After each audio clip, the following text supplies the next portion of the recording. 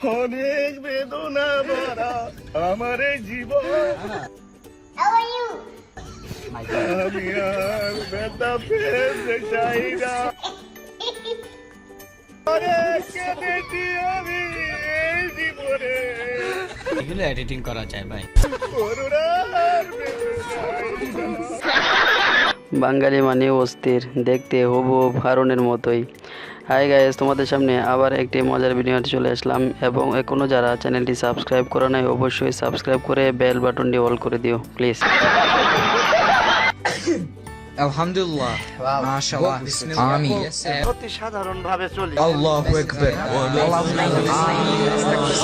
বুঝবই না যে আমি হাঁচি দিই তে একটা পিঁপড়াও আলহামদুলিল্লাহ বলে না, আর যদি মেয়েরা হাঁচি দেয় তাহলে এই অবস্থা। কোটি কোটি টাকার মালিক। আমি যা বলছি সত্যি কথা বলছি। এখন থেকে চুরি করলে আগে গান শিখতে হবে আর নাচ শিখতে হবে, না হলে এই অবস্থা হবে। हाँ नहीं जाता, तड़प ही ऐसी है ना। হারামি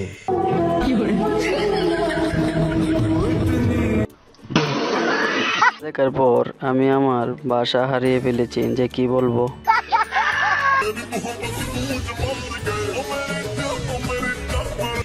তুমি লাউ চিনো, কদু চিনো না।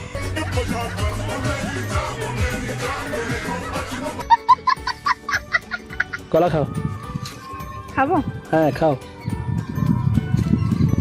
একটু খোঁজ খবর নিলাম। হঠাৎ কলার ইচ্ছা খেতে? তুমি কলা খেতে ভালোবাসো না, ওই জন্য। আমার লোক উল্টা পাল্টা কথা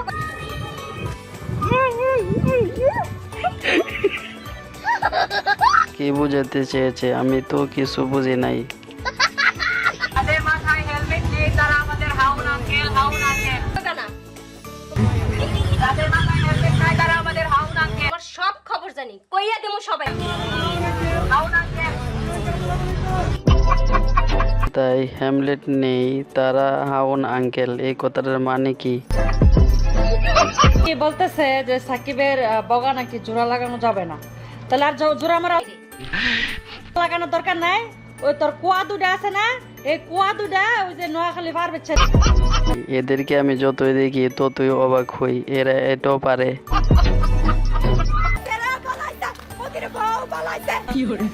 কেসটা তুমি ধরেই ফেলেছো।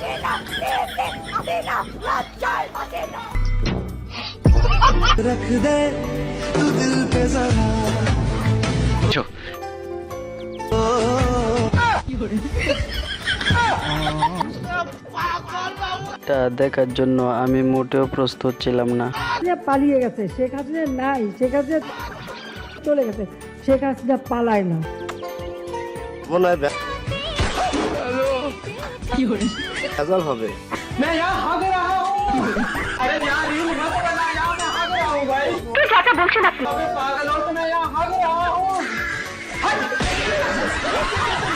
করবা ভালো কথা, কিন্তু এরকম জায়গায় পালিয়ে গেছে, শেখ হাসিনা নাই, শেখ হাসিনা চলে গেছে, শেখ হাসিনা পালায় না। আমনের কথাবার্তা হলে মুই সাইপা হাসিনা পালিয়ে গেছে, শেখ হাসিনা নাই, শেখ হাসিনা চলে গেছে, শেখ হাসিনা পালায়। তোরে আশ রাখতে পারি না। পালিয়ে গেছে, শেখ হাসিনা নাই, শেখ হাসিনা চলে গেছে, শেখ হাসিনা পালায় না। কিন্তু একদম সত্য, শেখ হাসিনা কিন্তু পালায়া যায় নাই। আরে মন খারাপ নাকি তোর? আরে সে বলছিল বিশ্বাস করো জান, আমার বাসায় কেউ নেই, গিয়ে দেখি সত্যি সত্যি তালা লাগানো আছিল। মনে ঘটনা সত্য। হ্যাঁ, আজই কুসুদ্দিন শেষ।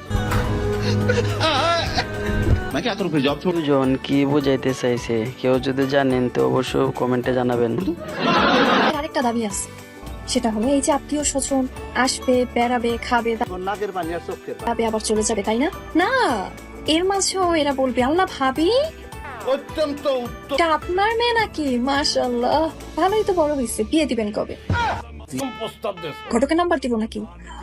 ভাবি মেয়ে বড় হইলে বাসায় রাখতে নাই, মানুষের নজর লাগে। লাগবে না, না কইলে আমি বুঝবো কেমন। আরে মানুষের নজর আবার লাগবো কেমনে? আমরা তো আপনাদের মতো মহিলা মানুষের নজর থেকে বেরোইতে পারি না। পুরুষ মানুষের নজর দেওয়ার সময় আছে যে এই সব আত্মীয় স্বজনদের না আইনের আয়ত্ত। কথা কিন্তু কাটি বলছো, এইসব আত্মীয় স্বজন রে আইনের আওতায় আনা হোক।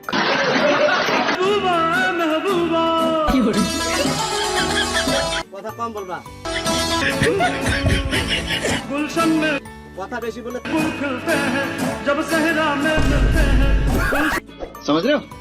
অপমান, হ্যাঁ এসে 4 দিন রুমেতে বেরিয়ে হয়েছেন। করতে রাজি না, রুমাইতে রাজি হয়ে লাগিলা, তোমরা ফ্যামিলি রাজি না বিয়ার সময়, আর রুমাইতে রাজি হয়ে যাও। একটা মেয়ে কিভাবে আয়, আপনার দাঁত ফেলা হবে। একটা ছেলে কিভাবে হয়, কেমন তারা মাতা, কেমন সন্তান তারা, কেমন মা বাবা তারা, এতটুকু হইমু আপনারা অন্তত এইসব দুর্নীতি নোংরামি বন্ধ করুন। তোর বাসায় কে কে আছে? ইতিমধ্যে আপনার দাঁত ফেলা শুরু হয়েছে। কেউ নাই? বাসা সাফ কর। বাঞ্চো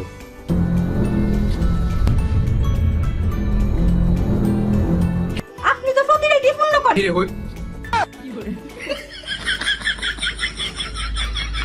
দেন আমি একটু ফাঁক করলাম।